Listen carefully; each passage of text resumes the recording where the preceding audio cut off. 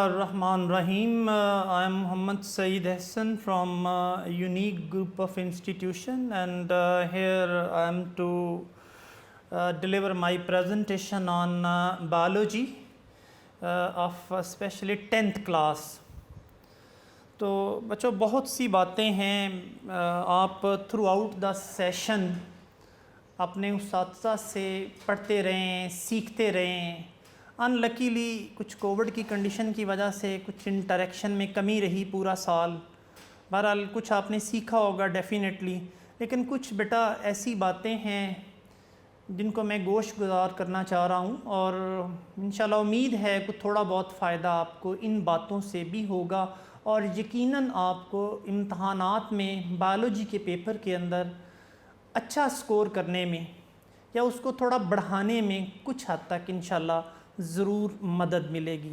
तो गाहे बगाहे हो सकता है बच्चों आपके उस्ताद ने भी आपको थोड़ी बहुत इन्फॉर्मेशन दी हो, वही बातें थोड़ा सा बेटा उनको रीइंफोर्स करने जा रहा हूँ ताकि आप उसको रिफ़्रेश कर लें और आने वाले दिनों में जो पेपर आपके आ रहे हैं इन द नेक्स्ट मंथ, तो उसमें आपको उसको ज़रा रिफ़्रेश करने से आप उनको जो है ज़हन में रखेंगे और फिर उसी के मुताबिक अगर चलेंगे तो यकीनन कुछ बेहतरी जो है पोजीशन में आएगी इंशाल्लाह. सबसे पहले नंबर पे बच्चों हम बात कर रहे हैं आंसर शीट मैनेजमेंट के हवाले से. आपको देखें बेटा जो आंसर शीट दी जाती है वो बेटा 12 शीट्स होती हैं उसमें टोटल, यानी कि एक जो शीट आप यूज़ करते हैं उसके 2 पेजेस होते हैं. तो टोटल बेटा आपके पास 24 पेजेस हैं, लेकिन आपके पास जो अवेलेबल पेजेस बनते हैं वो बेटा वो सिर्फ जो हैं वो 23 हैं. उसमें देखिएगा क्योंकि पहला जो पेज होता है वो तो बेटा आपका निकल जाता है, वो बोर्ड का नाम वगैरह या आप अपना नाम लिखते हैं उसमें बेटा निकल जाता है. तो उसमें बेटा हम फिर 24 काउंट नहीं करेंगे, हम बेटा काउंट करेंगे कितने जी 23. हमारे पास जो पेजेस अवेलेबल हैं वो बेटा 23 हैं. 23 पेजेस हमारे पास हैं.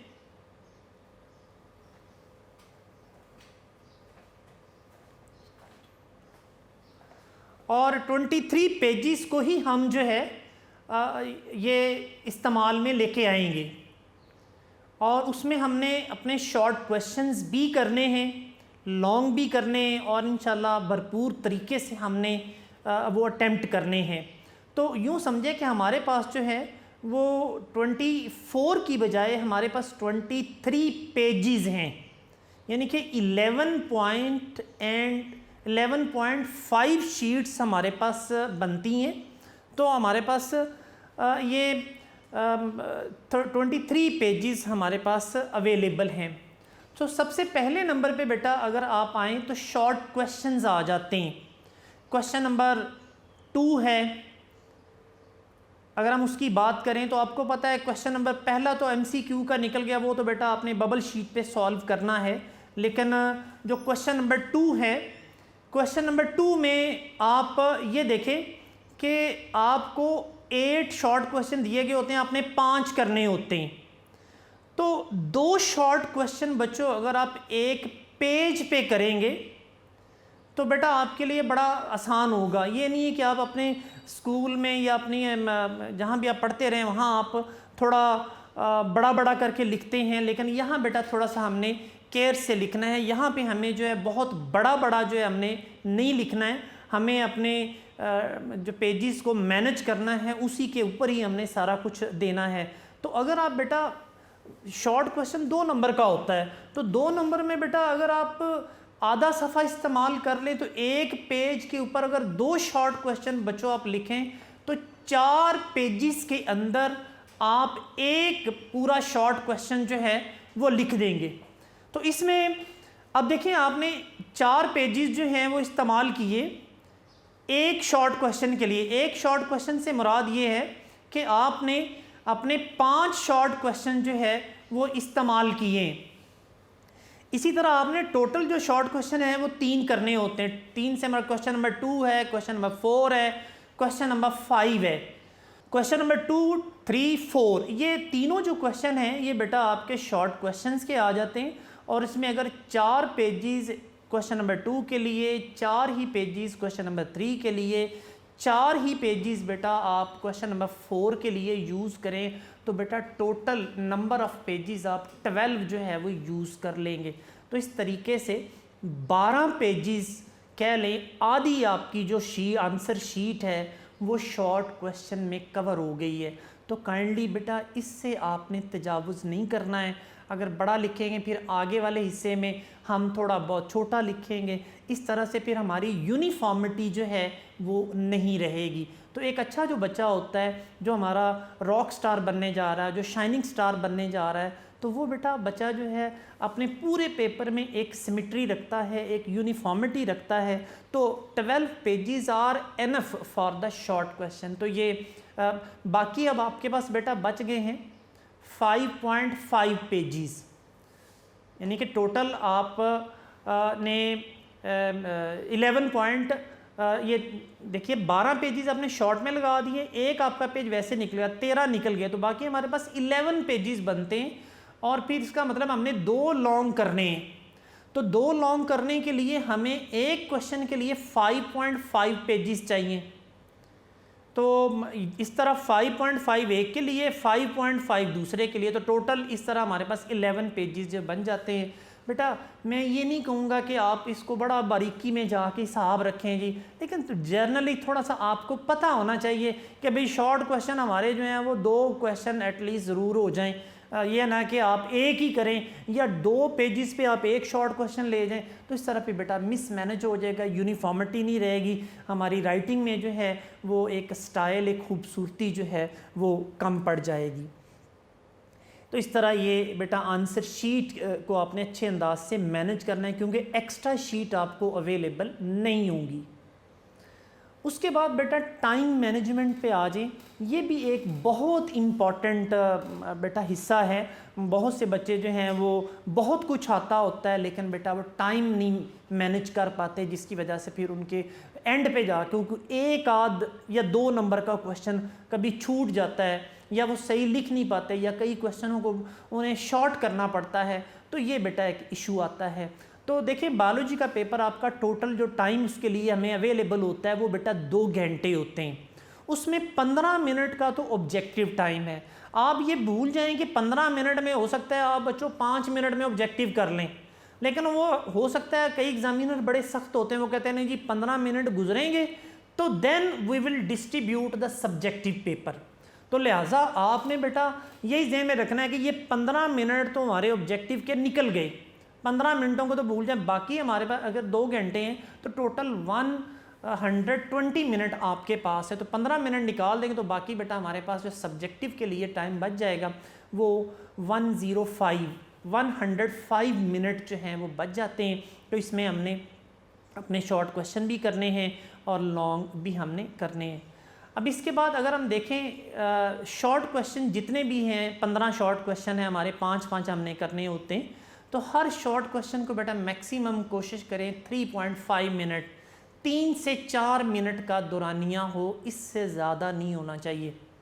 हाँ अगर आप देख लें पहले पेपर को, अगर कोई छोटा है तो जल्दी अगर हो सकता है तो फिर दूसरा अगर कोई लंबा है तो उसको, लेकिन ये हमने बेटा एक लिमिट रख दी है कि इससे अगर आप तजावज़ ना करें, अदरवाइज़ आपको खुद ही मैनेज करना होगा। तो 3.5 मिनट अगर पर शॉर्ट क्वेश्चन लगाएं तो टोटल आपने बेटा 15 शॉर्ट क्वेश्चन करने होते हैं, तो 50 मिनट तो बच्चों आपके ये निकल गए हैं। बाकी आपके पास बेटा 55 मिनट बचते हैं। 55 मिनटों के अंदर बेटा आप 5 मिनट एक्स्ट्रा अलहदा कर दें, वो आपने एंड पे पेपर को रिव्यू करने के लिए, और बाकी 50 मिनट आपके बेटा लॉन्ग क्वेश्चन के लिए होने चाहिए। लॉन्ग क्वेश्चन में आपने कितने करने, 2 लॉन्ग क्वेश्चन करने होते हैं, और उसमें बेटा 25-25 मिनट के लॉन्ग क्वेश्चन को टाइम आपका जो है वो मिलना चाहिए। और आपको ये भी पता है कि हर लॉन्ग क्वेश्चन के 2-2 पार्ट होते हैं, तो आप खुद अंदाज़ा लगा लें कि 25 मिनट अगर लॉन्ग क्वेश्चन में दोनों पार्ट करने हैं, तो एक जो पार्ट होता है वो 4 नंबर का है, एक है 5 नंबर का। तो आप देख लें किसको टाइम ज़्यादा लगना है, किसको कम लगना है। 25 मिनटों को आप 2 हिस्सों में डिवाइड कर लें, एक को आप 10 मिनट दे दें, एक को आप 15 दे दें, या एक को 12 दे दें, एक को 13 दे दें। तो ये मैनेज आपने करना है बेटा 25 मिनटों के अंदर। उसके सारे हिस्से भी आप मेंशन करेंगे, फिर आपने बेटा उसकी जो है डायग्राम भी बनानी है। अगर आपने उसकी जो भी रिक्वायरमेंट है हमारी बुक के मुताबिक या क्वेश्चन के मुताबिक, वो बेटा आपने पूरी करनी है। मैं फिर से बेटा रिपीट करूँगा, आखिरी 5 मिनट ज़रूर स्पेयर कीजिएगा, क्योंकि वो पेपर बेटा जो आपने लिखा है हो सकता है उसमें कोई बेटा छोटी मोटी गलती रह गई हो, कोई नोक पलंग संवारने, या कोई लाइन हाशिया लगा, मार्जिन लाइन रह गई है, या हेडिंग आपका थोड़ा इनकम्प्लीट है, या उसको बेहतर करना है, उस स्पेलिंग मिस्टेक है। जनरली आप देखेंगे कुछ स्पेलिंग मिस्टेक हो सकता है, कोई आपने डायग्राम का नाम मिस कर दिया है। तो ये बेटा 5 minute kindly, this is request from my side, specially spare 5 minutes out of 105 minutes. तो it means you have 100 minutes. आपके पास 100 मिनट है, 50 मिनट सिंपल आपने शॉर्ट क्वेश्चन को देने हैं, 50 मिनट ही बेटा आपने किसको देने हैं जी, ये आपने लॉन्ग क्वेश्चन को देने हैं। तो इस तरीके से आपने बेटा अपने टाइम को मैनेज करना है। इसके अलावा बेटा हमारी बायोलॉजी स्पेशली डायग्राम इसमें काफ़ी ज़्यादा हैं, तो बहुत सी डायग्राम बड़ी इंपॉर्टेंट है। आपको पता है एक अच्छी प्रेजेंटेशन में डायग्राम का बड़ा रोल होता है। बाज़ का आपकी डायग्राम अच्छी हो, आपको एक्सप्लेन करना भी आसान होता है, एग्ज़ामिनर को चेक करना भी बेटा उसको आसान होता है, कोई मसला नहीं होता है। तो डायग्राम का बेटा मैक्सिमम जो टाइम है, चाहे वो बड़ी डायग्राम ही क्यों ना हो, ज़्यादा लंबी क्यों ना हो, चाहे वो life cycle of flowering plant की क्यों ना हो, चाहे वो बेटा कोई मतलब और डायग्राम है जैसे वो लीफ की है, या नेफ्रॉन के फंक्शन की है, या इसके अलावा ब्रेन की कोई भी डायग्राम है, तो you should not give more than 3 to 4 minute, इससे ज़्यादा नहीं। ये नहीं कि आपके पास टोटल टाइम तो बेटा है सारा ही 25 मिनट एक पूरे क्वेश्चन के लिए, तो उसमें आप 10 मिनट अगर डायग्राम को बच्चों आपने लगा दिए तो फिर तो हम लिख तो कुछ भी नहीं सकेंगे हम। तो इसलिए कोशिश करें मिनिमम टाइम आपका बेटा लगे, मैंने 3 से 4 है, कोशिश करें 3 मिनटों में ही आप डायग्राम बेटा बना लें। चाहे वो लाइफ साइकिल है, चलें 1 मिनट ज़्यादा लिखेंगे लेकिन फिर लिखने में हमारे पास टाइम कम बच जाएगा। तो इससे ज़्यादा बेटा डायग्राम को टाइम जो है वो आपने नहीं देना। लिख लें ये बात बेटा, टाइम के साथ चलिएगा, ताकि आपको बेटा किसी किस्म की एंड पे परेशानी ना हो, और अच्छे अंदाज से आप अपनी जो प्रेजेंटेशन है वो दे सकें। तो time management for diagram not more than 3 to 4 minutes, ये बेटा बड़ी इंपॉर्टेंट बात है, इसको आपने फॉलो करना है। नेक्स्ट बेटा आ जाए पेयरिंग स्कीम है। मैं बेटा आपको कहूँगा कि पेयरिंग स्कीम को अगर आप ना ही मद्देनज़र रखें तो बेटा अच्छा है। जो अच्छे बच्चे होते हैं बेटा उनके लिए तो सारी बुक ही मैटर करती है। तो अब देखें जो पिछले साल हमारे पास पेयरिंग स्कीम आई बोर्ड की तरफ से, और जो पेपर आया उसमें भी तज़ाद था। अब ये जो पेयरिंग स्कीम मैंने दी है ना, ये पिछले साल का 2020 का जो पेपर था मैंने उसके मुताबिक दे दी है।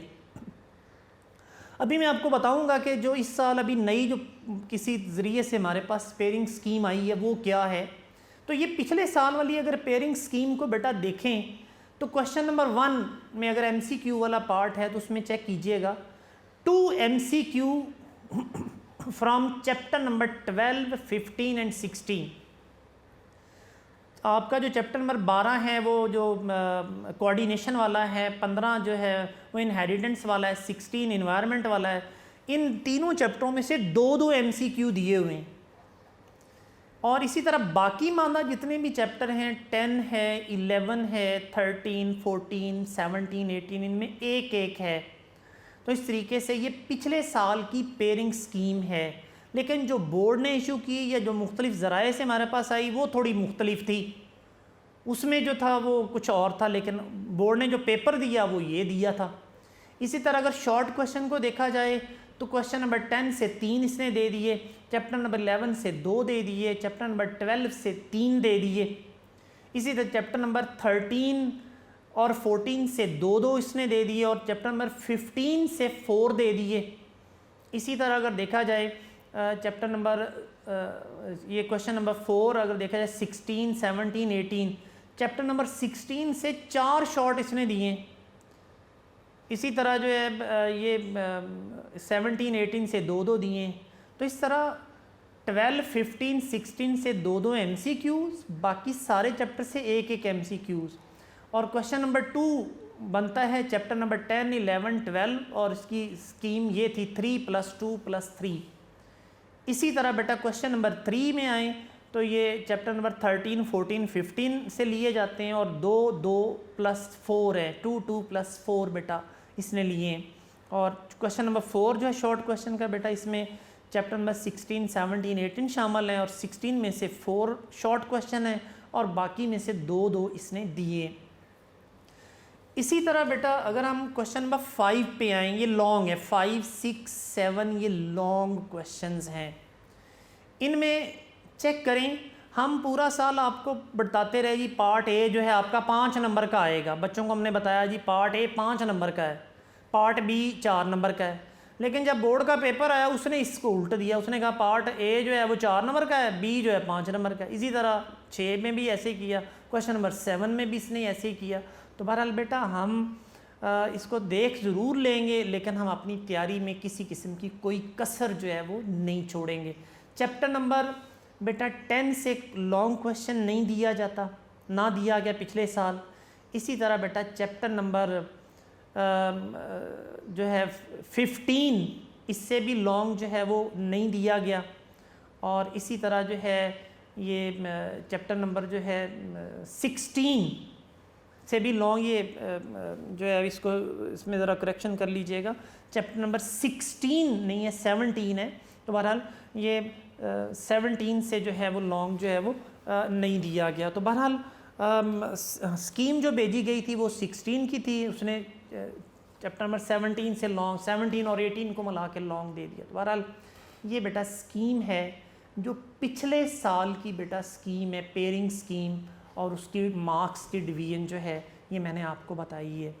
अब आइए बेटा जो हमारे पास मुख्तलिफ सोर्सेस से स्कीम पहुंची है उसके मुताबिक बेटा MCQs तो यही हैं। MCQs के बारे में तो ये उन्होंने बताया है जी यही 2 MCQs चैप्टर 12 और 15 और 16 से आएंगे, जबकि बाकी सारे चैप्टर से एक MCQ ज़रूर आएगा। इसी तरह अगर हम शॉर्ट की बात करें तो जो नई स्कीम आई है उसके मुताबिक जो है वो चैप्टर नंबर 10 से 3 ही आएंगे।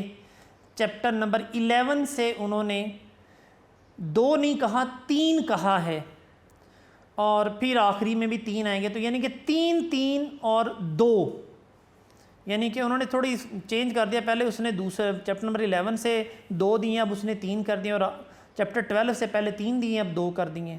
तो बहरहाल हमारे लिए बेटा कोई मसला नहीं होना चाहिए। इसी तरह चैप्टर नंबर 13, 14 और 15 में उसने कर दिया है 2, 2, 4 कर दिया है। फिर से आप सुन लें, क्वेश्चन नंबर 2 में मैंने चैप्टर 10, 11 और 12 दिए और इसमें नई स्कीम जो है वो 3, 2, 3 नहीं है, वो है 3, 3, 2 है। इसी तरह क्वेश्चन नंबर 2 में नई स्कीम के मुताबिक चैप्टर 3, 13, 14, 15 में जो शॉर्ट क्वेश्चन है वो 2 + 2 + 4 है। और क्वेश्चन नंबर 4 जो बेटा है शॉर्ट क्वेश्चन को, उसमें चैप्टर आखिरी तीनों शामिल हैं 16, 17 और 18, और इसमें 4 + 2 + 2 कर दिया है। तो ये बेटा शॉर्ट की है। इसी तरह अब जो ये लॉन्ग क्वेश्चन की स्कीम है वो जो नई हमारे पास पहुंची है उसमें उसने कहा है जी चैप्टर 12 से लॉन्ग यहाँ पे नहीं आएगा, सीक्वेंस थोड़ा चेंज किया है। 11वें के साथ उसने 13वां मिला दिया है, 13वें के साथ उसने जो है 14वें के साथ उसने 12वां मिला दिया है। बात वही है कि 12वें वाला जो चैप्टर है इसको उसने क्वेश्चन नंबर 6 में दे दी है, और क्वेश्चन नंबर 6 में 13वें वाला जो चैप्टर 13वां चैप्टर है उसको उसने क्वेश्चन नंबर 5 में दे दिया है। तो ये तो ठीक है, लेकिन एंड पे बेटा उसने क्या किया है, जो नई स्कीम आई है उसके मुताबिक ये पिछले साल के पेपर की जो है इसमें 17 और 18 है, तो इसको ज़रा इस्लाह कर लीजिएगा 17 और 18। तो हो सकता है इस साल भी बेटा चैप्टर नंबर 17 और 18 से ही लॉन्ग आए। बल बेटा चाहे क्वेश्चन 5 नंबर का हो चाहे बेटा 4 नंबर का हो, हमने तो क्वेश्चन के मुताबिक जो है उसको अटेम्प्ट करना है और ताकि हमें पूरे पूरे नंबर जो है वो मिल सके। अब हमारा जो है आइएगा ये MCQ के हवाले से बेटा कुछ मैं आपसे बातें करना चाह रहा हूँ। जैसे इम्पॉर्टेंट पॉइंट्स मैंने यहाँ पे मेंशन किए हुए हैं और उसमें बेटा एक तो ये सब को बहुत दफ़ा हम बता चुके हैं, बल्कि छोटी क्लासों से लेके अब तक आप ये बात बेटा पढ़ते आएँ, सुनते आएँ, समझते आएँ कि हमें MCQ में ना तो ओवर राइटिंग करनी है, ना डिलीशन करनी है, ना ही रिमूवर का इस्तेमाल करना है। ये दो बातों को बेटा अच्छी तरह, अगर आप कहें जी नहीं मैं थोड़ी चालाकी लगाऊंगा या लगाऊंगी कि जी ये थोड़ा हल्का सा रिमूव कर दूं, बेटा वो जो MCQ की मार्किंग है अब वो बेटा चली गई है कंप्यूटराइज मार्किंग। तो कंप्यूटर की लाइट जब पड़ती है तो फौरी तौर पे उसको पता चल जाता है कि आपने बच्चों क्या किया है। चाहे ओवर राइटिंग की है तब भी वो देख लेगा, डिलीट किया है तब भी देख लेगा, रिमूवर का इस्तेमाल है तो तब भी। तो please my forceful request to all of you, पुरजोर बेटा मेरी आपसे नसीहत भी है, ऑर्डर भी है, एडवाइस भी है कि नो ओवर राइटिंग और a deleting, no use of remover.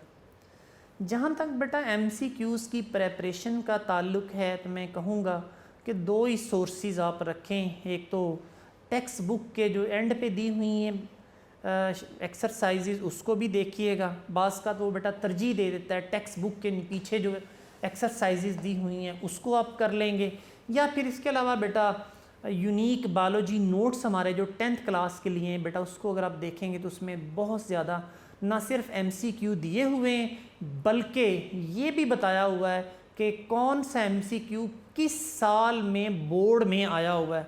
तो मेरा ख्याल है बाज़ का बेटा रिपीट भी हो रहे हैं बल्कि हुए भी हैं, तो काफ़ी हद तक ये दोनों चीज़ें बेटा, एक तो टेक्स्ट बुक है, दूसरा बेटा मैं कहूँगा यूनिक बायोलॉजी नोट्स, इसको ज़रूर आप देख लें। काफ़ी MCQs जो हैं बेटा उसमें आपको मिल जाएंगे और हर साल तकरीबन उसी में से बेटा MCQs जो हैं आ जाते हैं बोर्ड के एग्ज़ाम में। तो यही दोनों सोर्सेज़ को बेटा आप ज़हन में रखिएगा। कुछ टॉपिक के यूनिक नोट्स ने हर टॉपिक के अंदर से जितने भी मैक्सिमम बन सकते हैं, काफ़ी हद तक जो है उस्ताद ने मेहनत की है और उन्होंने काफ़ी हद तक MCQ का वहाँ पे एक बैंक कायम किया है। तो बेटा वो आप उसको भी आप देख सकते हैं। नहीं ख़रीद सकते तो बेटा वो फ़ोटो कापी वाले पेज, वो जो MCQ वाले पेज है बेटा आप फ़ोटो कापी करवा लें, बस कोई ज़्यादा महंगी भी नहीं है, मेरा ख्याल है काफ़ी बच्चों के पास हैं। नहीं है तो बेटा वो आप फौरी तौर पर उसको एक दफ़ा लेके रीड कर लें ताकि किसी किस्म की कोई कमी कोताही हमारे से ना हो।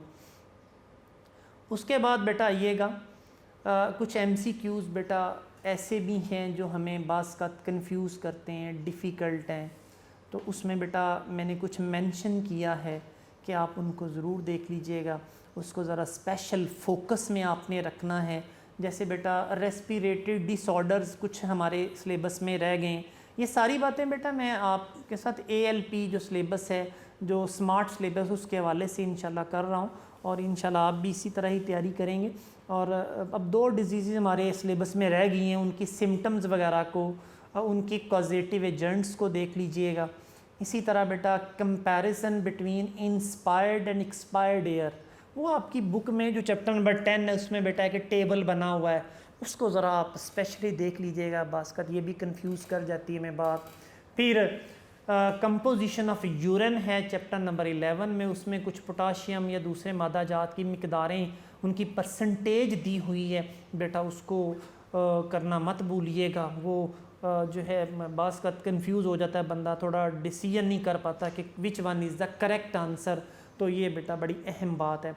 फिर इसके अलावा बेटा ये ब्रेन में जो सेरिब्रल कॉर्टेक्स के 4 लोब्स दिए हुए और उनका फंक्शन, आपको याद होगा आपकी चैप्टर नंबर 12 में एक टेबल दिया हुआ है छोटा सा, उसमें 4 लोब्स हैं ब्रेन के, सेरिब्रल कॉर्टेक्स है जिसमें वो फ्रंटल है, पैराइटल है, ऑक्सीपिटल लोब है।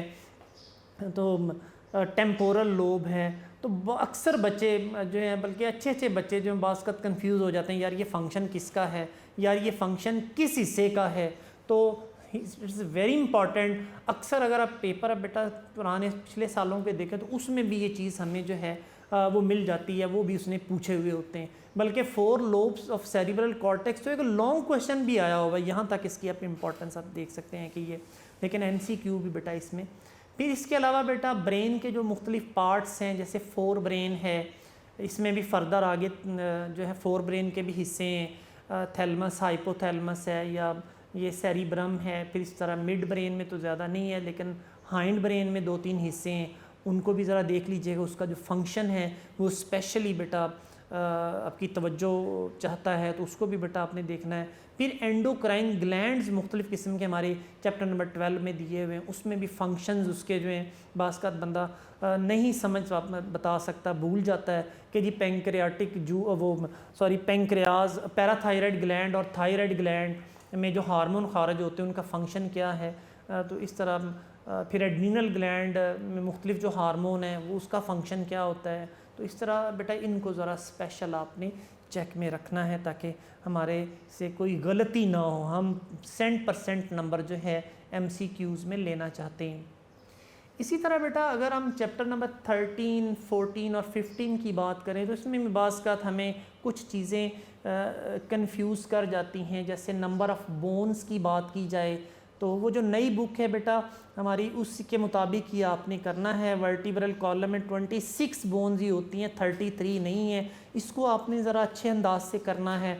फिर इसके अलावा बेटा ये methods of artificial vegetative propagation की जो एग्जांपल्स दी हुई हैं, स्पेशली ये कंफ्यूज कर जाते हैं, यार ये कौन सा कटिंग है या ये जो ग्राफ्टिंग का मेथड है ये उसकी एग्जांपल है। तो बेटा ये अब पहले वाला हिस्सा तो नेचुरल वेजिटेटिव प्रोपेगेशन तो ख़त्म है, अब वो हमारे सिलेबस में शामिल नहीं है ALP में। तो बहरहाल आर्टिफिशियल वेजिटेटिव प्रोपेगेशन जो है ये भी आपने करना है। फिर बेटा एपीजेल और हाइपोजेल जर्मिनेशन की एग्जांपल तो आप पूरा साल ही नहीं याद कर सके हैं, अक्सर कंफ्यूज कर जाते हैं। अच्छे अच्छे बच्चे पेपर हमारे पास बेटा आए, अच्छे अच्छे बच्चे फिर कंफ्यूज हो जाते हैं, भाई कौन सा जो सीड है वो एपीजेल जर्मिनेशन करता है, पपाया करता है, मेज़ करती है, या वो बीन्स करते हैं, या ग्रैम करता है, तो हाइपोजेल कौन सी करते हैं। तो बेटा इसको आपने एपीजेल और हाइपोजेल जर्मिनेशन को स्पेशली बेटा इसको भी आपने ज़रा बेटा अच्छे अंदाज से देखना है। फिर इसके अलावा बेटा एक और ये ज़्यादातर जो है ये चैप्टर नंबर 14 में ही कंफ्यूजिंग है। जैसे adaptation in insect and wind pollinated flower की अगर बात की जाए तो इसमें भी कुछ नीचे एग्जांपल्स जो दी हुई हैं वो भी बास कंफ्यूज कर जाती हैं। फिर अगर 15वें चैप्टर की बात करें तो DNA मॉडल कब प्रेजेंट किया गया, कब इन्होंने किसने रेप्लिकेशन इसकी बताई और कब इसको पेश किया गया, कौन लोग थे जिन्होंने, तो ये भी फिर अलील्स और जीन्स के वाले में बास का जो है थोड़ी कन्फ्यूजन हो जाती है। तो बहरहाल बेटा ये इन तीनों चैप्टर 13, 14, 15 में से कुछ पॉइंट्स मैंने मेंशन किए। वैसे तो और भी बेटा आपके उस्ताद इकराम ने चीज़ें बताई होंगी, लेकिन यह मेरी नज़र में ये ज़रा ज़्यादा अहमियत रखते हैं, तो इनको ज़रा स्पेशल बेटा आपने चेक करना है, इनको अच्छी तरह तैयार कर लेना है ताकि गलती का इम्कान जो है बिल्कुल ख़त्म हो जाए। इसी तरह बच्चों चैप्टर नंबर 16, 17, 18 की बात की जाए तो कंपोनेंट्स ऑफ इकोसिस्टम में बायोटिक और ये बायोटिक कंपोनेंट्स के फैक्टर आ जाते हैं। फिर इसके अलावा बायोटिक कंपोनेंट्स में फिर बेटा प्रोड्यूसर्स हैं, कंज्यूमर्स हैं, प्राइमरी में कंज्यूमर्स हैं, सेकेंडरी हैं, ट्रेशरी हैं, फिर डीकम्पोज़र हैं। ख़ास तौर पे इनकी एग्जांपल्स को अच्छे अंदाज से आपने करना है। ये चैप्टर नंबर 16 की बात कर रहा हूँ। इसी तरह बच्चों टाइप्स ऑफ सिम्बियोसिस जो हैं यकीनन आपने पढ़ी हुई हैं अच्छे अंदाज से, जैसे पैरासाइटिज़म है, कोमेंसलिज्म है, म्यूचुअलिज्म है, उनकी आगे एग्जांपल्स दी हुई हैं, तो इनको भी बेटा आप करना नहीं भूलना है। फिर जब चैप्टर 17 की बात करें तो फर्मेंटेशन की जो इंडस्ट्रियल प्रोडक्ट्स हैं, ना सिर्फ आप इंडस्ट्रियल प्रोडक्ट्स उसको अच्छे अंदाज से करेंगे बल्कि उसके साथ साथ जो माइक्रो ऑर्गेनिज़म उनके प्रोडक्शन में इस्तेमाल होते हैं या फिर उनके आगे कुछ यूजेस भी दिए हुए हैं, तो ये तीनों पॉइंट्स बेटा आपने करने हैं। ये 17 चैप्टर में बेटा ये इंडस्ट्रियल प्रोडक्ट्स ऑफ फर्मेंटेशन कौन कौन से हैं और फिर उनके माइक्रो ऑर्गेनिज्म कौन से उन्हें पैदा करने में इस्तेमाल होते हैं और उनके फिर आगे हमारी प्रैक्टिकल लाइफ में इस्तेमाल कहाँ पे होते हैं, तो ये बेटा स्पेशली इसको देखना है। ये चैप्टर 17 की बात हो रही है। इसी तरह इसी चैप्टर के अंदर वो चैप्टर जो पहला पेज है उसमें काफ़ी ज़्यादा MCQs हैं, डेट्स हैं कि ह्यूमन जीनोम प्रोजेक्ट कब दिया गया, कब कटिंग की गई, कब DNA की पेस्टिंग की गई। तो these are specially the question which definitely will confuse you. तो please have a special focus, उसको बेटा ख़ास अंदाज से, अच्छे अंदाज से, बिल्कुल जो है ना मुकम्मल तौर पे उसको तैयार करने की बेटा ज़रूरत है। आपने पेपर भी देखे होंगे अगर आपने स्कूलों के अंदर या जहाँ भी आप पढ़ते हैं, हमारे यूनिक में भी बेटा अक्सर हमने वो इन चीज़ों को ज़रूर टच किया है क्योंकि वो एग्ज़ाम का हिस्सा रही हैं पिछले सालों के अंदर। और आखिर में अगर देखें तो ड्रग सोर्सेज, तो अक्सर बच्चे यहाँ पे भी आके कंफ्यूज हो जाते हैं, यार कौन सी जो ड्रग है वो कहाँ से आ रही है और उसका फिर फंक्शन क्या है। तो ये वो तो बेटा बातें थी MCQ के हवाले से। 12 नंबर बेटा, नंबर तो बाकी पेपर के मुकाबले में बहुत कम है MCQ के, लेकिन बेटा इनके नंबर जो हैं अगर कम हो जाएं तो बेटा इनको आगे फिर कंपनसेशन जो होती है फिर मुश्किल हो जाती है। तो प्लीज़ स्पेशल फोकस, टाइम कम से कम है, 12 नंबरों के लिए हमें मेहनत काफ़ी है, लेकिन बेटा अगर 12 नंबर हमें मिल जाएँ तो आगे हमें काफ़ी सहूलत होती है। बहरहाल हमने तो एक नंबर भी नहीं गंवाना है, इंशाल्लाह हम पूरे नंबर इसमें हासिल करेंगे। अब बेटा शॉर्ट क्वेश्चन की बात की जाए तो ऑलरेडी मैंने बात की है। क्वेश्चन नंबर 2 जो है चैप्टर 10, 11 और 12 से आएगा। फिर क्वेश्चन नंबर 3 जो है वो बेटा चैप्टर नंबर 13, 14 और 15 से आएगा।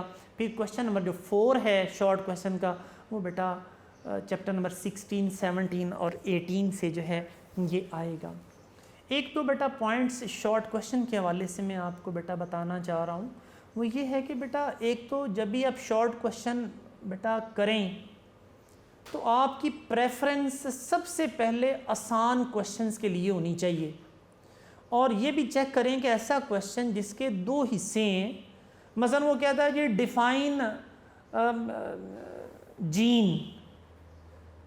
डिफाइन जीन, तो इसमें तो सिर्फ बेटा आप एक जो है वो डेफिनेशन दे देते हैं और कई बच्चे उसमें एग्जाम्पल देते हैं, कई नहीं देते हैं। एक क्वेश्चन बेटा ऐसे होता है, कहता है डिफाइन ट्रेट्स, गिव 2 एग्जाम्पल्स, कि ट्रेट्स क्या होती हैं, इनकी 2 एग्जाम्पल है। अब देखें ये जो क्वेश्चन है ना, ये एक बड़ा कैलकुलेटेड सा क्वेश्चन है। किस लिहाज से? नंबरों के लिहाज से, कि डिफाइन ट्रेट, आप ट्रेट की डेफिनेशन देते हैं और आगे 2 ट्रेट्स की एग्जांपल आप दे देते हैं, जी ह्यूमन आई कलर है, हेयर कलर है। तो ये नंबर इस तरह लेना यहाँ इस ऐसे क्वेश्चन में बेटा बहुत ही आसान होता है। तो लिहाजा हमें एक तो आसान क्वेश्चन को देखना है सबसे पहले, जो आसान शॉर्ट क्वेश्चन है उनको हमने बेटा, और फिर बेटा दूसरे नंबर पे अगर वो 2 हिस्सों पे मुश्तमिल है तो उसमें बेटा नंबर पूरे लेना जो है। जैसे कहता है व्हाट इज़ हार्ट, या व्हाट इज़, हम कहते हैं जी what are kidneys, right its function बता देते हैं। या कहते हैं जी what's where the kidneys are located and what's its shape, कहाँ पे पाए जाते हैं, उनकी शेप क्या है। तो ऐसा क्वेश्चन जिसमें पता हो कि 2 बातें पूछ रहा है, 2 ही आप, या उसने क्लियर किया जी डिफाइन और एग्जाम्पल, 1 नंबर एग्जाम्पल का है और 1 नंबर डेफिनेशन का। तो इस तरह के क्वेश्चन बेटा आप करेंगे तो आपको बेटा सहूलत होगी। इसके अलावा बेटा एक और बात है, बाज़ का सिर्फ बेटा डेफिनेशंस दी गई होती हैं, उसमें एग्जाम्पल्स जो हैं वो पूछी नहीं होती। तो मैं आपको कहूँगा कि अगर डेफिनेशन पूछी गई है and examples you know and are present in the book, अगर बुक के अंदर मौजूद हैं और आपको पता है तो बेटा उसको ज़रूर आप ऐड करें डेफिनेशन के साथ। अगर एग्जाम्पल उसने नहीं भी पूछी तो बेटा आप उसे ज़रूर दे दें। प्लस पॉइंट है, हो सकता है वो इस बेस पे आपका नंबर जो है वो काट ले, जिसने जो है वो एग्ज़ाम्पल नहीं दी है। तो लिहाजा बेटा मैं आपको कहूँगा कि हरगज़ हमने अपना नंबर जो है वो गंवाना नहीं है, हमने उससे नंबर छीनने हैं। तो हमारा मकसद नंबर उससे छीनना लेना नहीं है भाई, नंबर हमने छीन के लेने हैं, पूरे पूरे इंशाल्लाह नंबर हमने लेने। तो इसलिए बेटा डेफिनेशन अगर पूछी जाए तो कोशिश करें, अगर बुक में एग्ज़ाम्पल मौजूद है तो आप उसे ज़रूर दे दें। अब बेशक उसने नहीं भी पूछी लेकिन आप एग्ज़ाम्पल जो है वो ज़रूर दे दें। अब बाज़ बच्चे बेटा बिल्कुल फोकस नहीं करते हैं शॉर्ट क्वेश्चन में, बाज़ का कई जगहों पे डायग्राम दी गई होती हैं, बाज़ बच्चे कहते हैं चलो यार लिख देते हैं, हम बनाते नहीं हैं। लेकिन अगर बेटा कुछ ऐसे शॉर्ट क्वेश्चन भी हैं जहाँ डायग्राम बनाई जा सकती हैं और एक अच्छा इम्पैक्ट जो है, एक अच्छा बेटा इम्प्रेशन जो है वो एग्ज़ामिनर पे पड़ सकता है। जैसे वो स्टोमेटा के बारे में पूछता है, आप उसकी जल्दी से एक डायग्राम छोटी सी बना दें। इस इनहेलेशन पूछता है, उसकी थोड़ी सी डायग्राम लंग्स की बना दें जल्दी से एक आधे मिनट के अंदर, और उसमें आप थोड़ी एरो दिखा दें कि हवा अंदर आ रही है या बाहर जा रही है।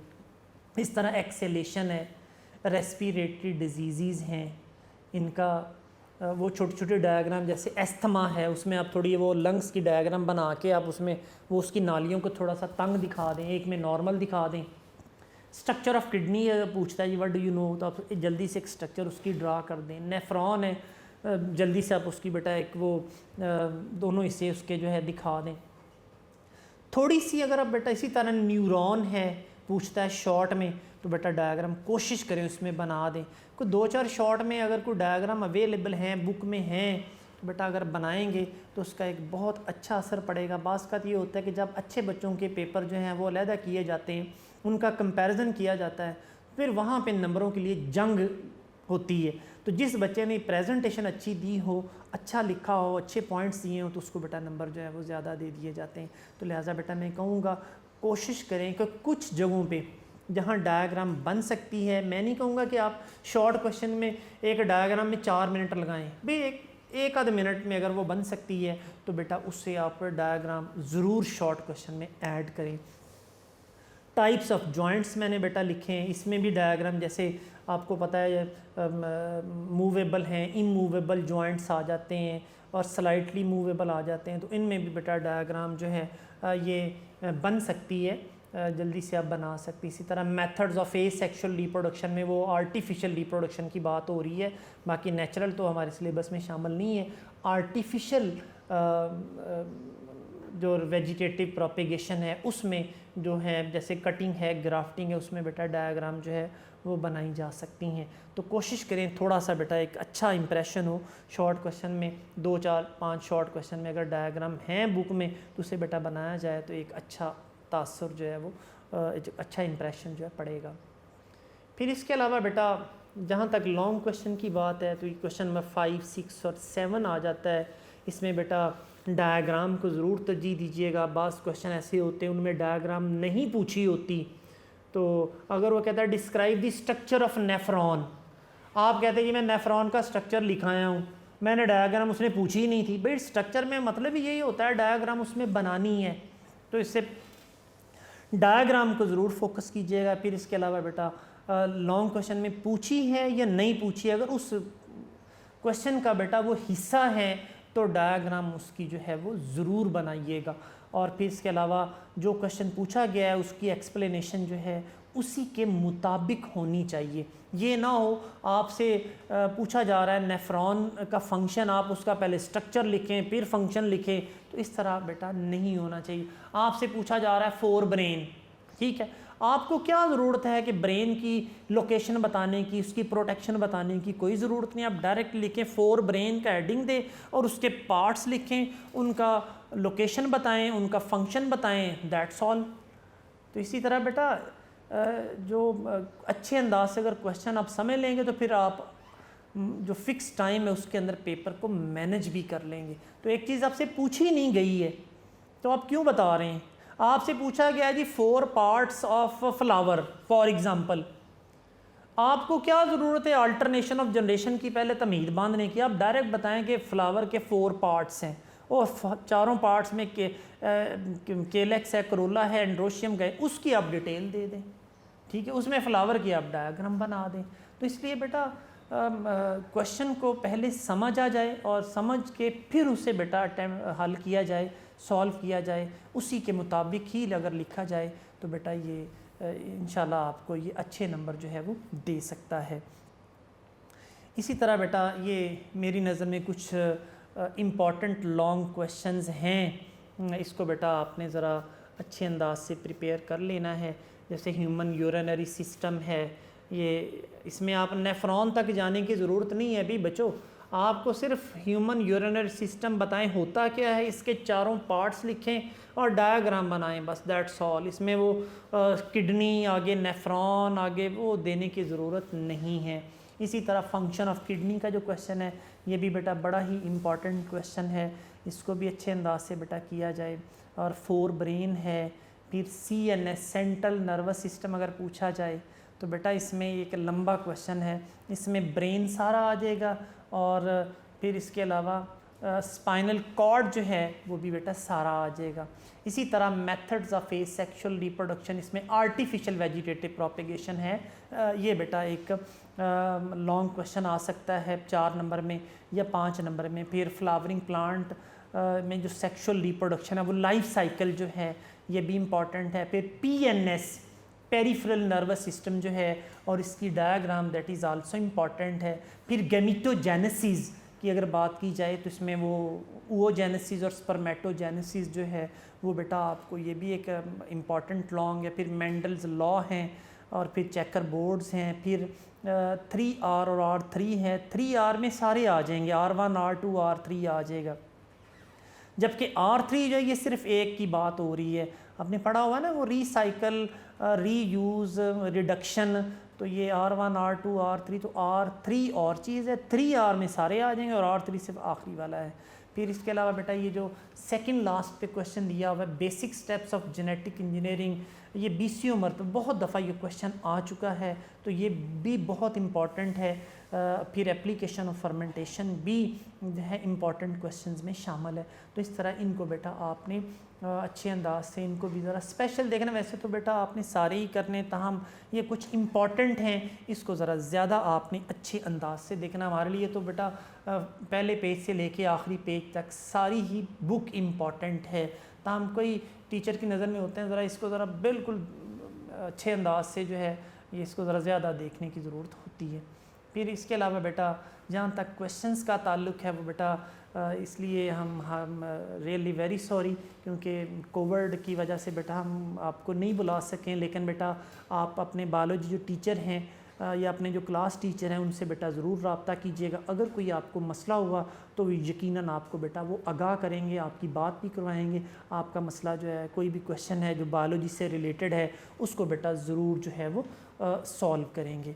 और आई होप इंशाल्लाह you will be able to get good grade. अगर आप फॉलो करेंगे तो बेटा इंशाल्लाह जो है यकीनन आपको कुछ हद तक जो है वो मदद ज़रूर मिलेगी। सो आई होप इंशाल्लाह you all will able to get a very good grade. अल्लाह करे आप बहुत अच्छा ग्रेड मैट्रिक एग्ज़ाम में ख़ास तौर पे बायोलॉजी के पेपर में बेटा हासिल करें, 100% पूरे नंबर आपको हासिल हों। सो जी thank you very much, thank you. Special thanks to unique group of institution जिसने बेटा ये हमें एक मौका दिया है ताकि आपको कुछ हद तक हम गाइड कर सकें आपके एग्ज़ाम के हवाले से। इस कोविड की पेंडेमिक वायरस की इस क्रिटिकल सिचुएशन के अंदर I am really very thankful to unique group of institution. So thank you जी, wish you best of luck. अल्लाह हाफिज़।